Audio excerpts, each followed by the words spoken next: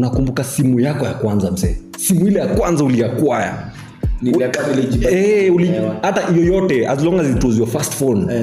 Manzi, unakumbuka hiyo simu? Unakumbuka ilikuwa type gani? Nakumbuka. Unakumbuka ilikuwa na vibe gani? Manzi, ile simu ilikuwa na vibe. Nakumbuka. Bana ilikuwa na snake, ilikuwa na nyoka kanatembea.